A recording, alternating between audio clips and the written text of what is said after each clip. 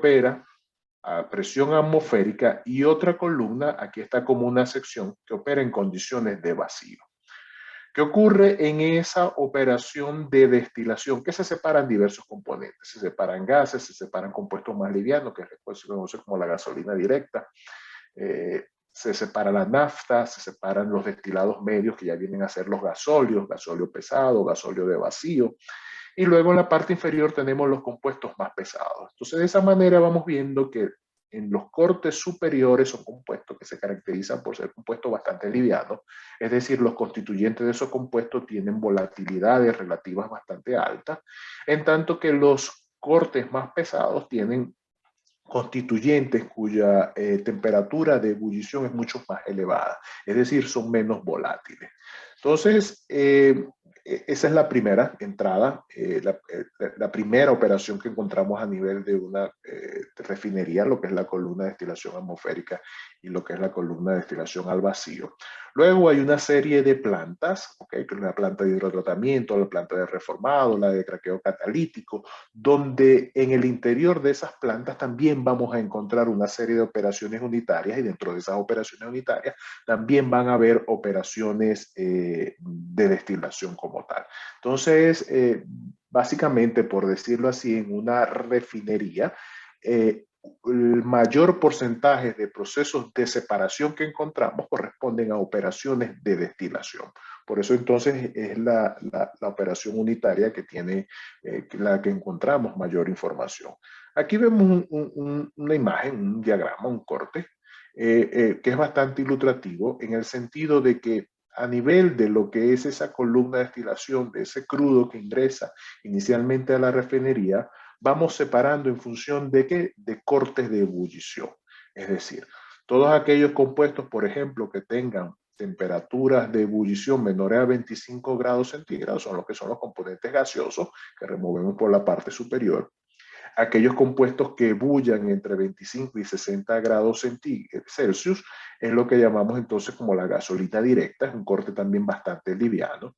Y luego a medida que vamos avanzando hacia lo que es el fondo de la columna, vamos viendo cómo cada vez vamos a encontrar cortes que corresponden a compuestos que tienen temperaturas de ebullición más elevadas. Por ejemplo, la nafta será aquellos compuestos que tendrán temperaturas de ebullición entre 60 y 180 Celsius. En caso del diésel, serán aquellos compuestos que ebullen entre 220 y 250 grados Celsius. Y encontramos luego ya compuestos o cortes más pesados, como lo que son los cortes de los aceites, que están entre 300 y 350 grados Celsius, o lo que es simplemente lo que se conoce como el coque, o el residuo de coque o bitumen, que son aquellos compuestos que están a mayores a 300 grados Celsius. Perdón.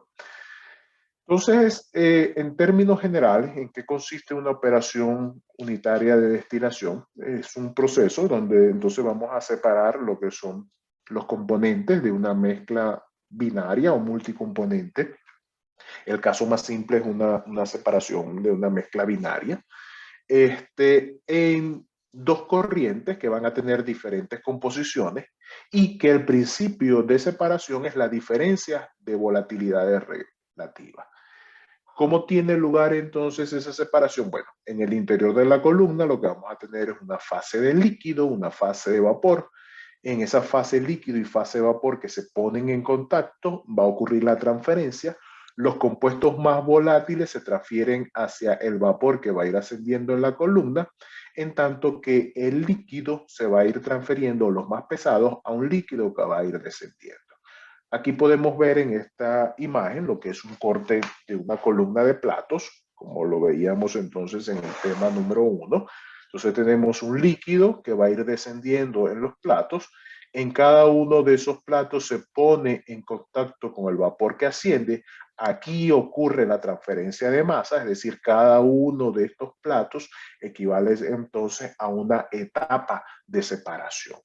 Los compuestos más pesados se van transfiriendo el líquido que va a ir descendiendo hasta el fondo, los compuestos más livianos se van a ir transfiriendo al vapor que va ascendiendo.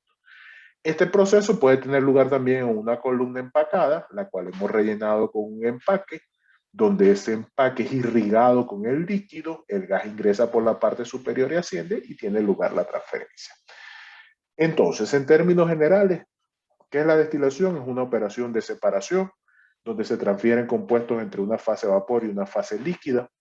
El principio de separación es la diferencia de volatilidades y el agente de transferencia es energía.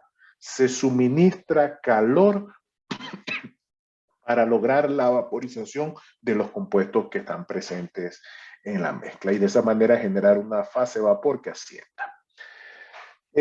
Aquí vemos un esquema general de lo que es una columna de destilación, ¿ok? Tenemos una alimentación. La alimentación va a ingresar en un punto dado de la columna. Es lo que se va a conocer como la etapa de alimentación. ¿Qué ocurre con esa etapa de alimentación que nos parte la columna en dos sesiones?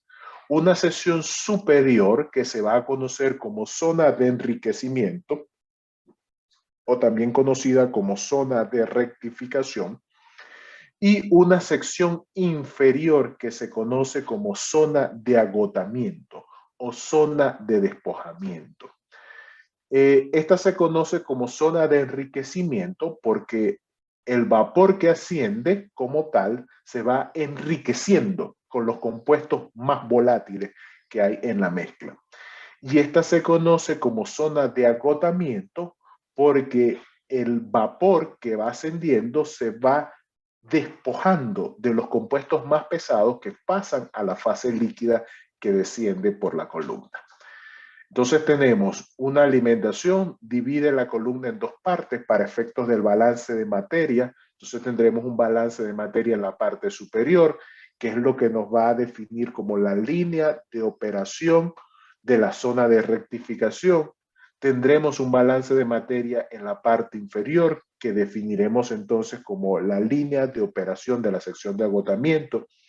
Esta columna indiferentemente puede ser o una columna de platos o una columna empacada. El vapor que asciende llega a lo que llamamos el condensador del tope en la parte superior. Entonces hay un condensador, hay un intercambiador de calor que lo que hace es que condensa total o parcialmente el vapor que sale del tope de la columna. Luego de condensarlo, esto va a ir a un tanque de reflujo, es lo que se conoce como el drum de reflujo, un tanque donde se recupera ese destilado, el producto que sale por el tope es lo que se conoce como el destilado, y una porción de ese líquido que ha condensado, lo que hace es que retorna a la columna. ¿Y por qué retorna a la columna? Porque el líquido que va a descender por la columna tiene que ser generado en algún lado. ¿Y dónde es ese lado que se genera? En un condensador de tope. Entonces la función del condensador es esta corriente que sale de aquí, que es puro vapor, la condensa totalmente o parcialmente. Si la condensa totalmente, esta corriente que sale del condensador será líquido. Si la condensa parcialmente, será una mezcla líquido-vapor. Esa mezcla líquido-vapor o en su defecto el líquido, en el caso de que sea un condensador total, va a un tanque que nos falta acá, el tanque de separación, donde se separa el líquido y parte del líquido retorna a la columna para constituir el líquido que va a descender. El producto que sale es lo que se conoce como productos destilados. El líquido va descendiendo, bien sea por el empaque o por los platos, y llega a la parte inferior de la columna. En la parte inferior de la columna, entonces el líquido sale y llega entonces a lo que conocemos como el intercambiador de fondo. Rehervidor, se puede llamar también calderín, diferentes formas que vamos a encontrar en la literatura para hacer referencia a este reboiler.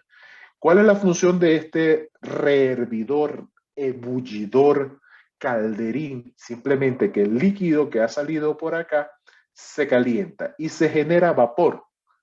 Es decir, vaporizamos el líquido y entonces aquí lo que reingresa a la columna es vapor. Vapor que es el que va a ir ascendiendo a lo largo de la columna. Entonces de esa manera tenemos un vapor que asciende, un líquido que desciende, vapor que se ha generado en el rehervidor, líquido que se ha generado del condensador. Entonces este es el esquema general de una columna con una alimentación simple y sin salidas laterales. ¿A qué me refiero con esto? Que cuando vemos los esquemas de columnas más complejas, no es tópico de nuestro curso, porque ya es un tópico de un curso más avanzado a nivel de posgrado. Podemos encontrar columnas con varias alimentaciones, es decir, otra alimentación en diferentes zonas de la columna, y podemos tener también corrientes laterales que se extraen en diversos puntos de la columna. En términos de balance de materia y energía, no es nada del otro mundo, simplemente es ir realizando balance de materia y energía a lo largo de diferentes volúmenes de control que nos vamos planteando, ¿no? Eh, Hay diferentes aspectos que debemos conocer para lo que es el modelamiento de una columna de operación, factores de diseño y de operación, como es bueno, conocer todo lo que son los flujos, las velocidades de flujo, másicos y molares, composiciones, temperaturas, presiones y condiciones de las fases que hay internamente y de las corrientes que salen e ingresan de la columna.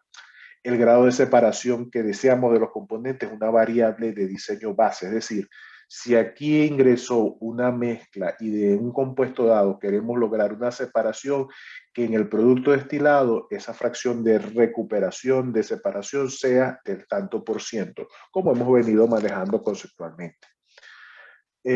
La presión de operación, ¿ok? La presión de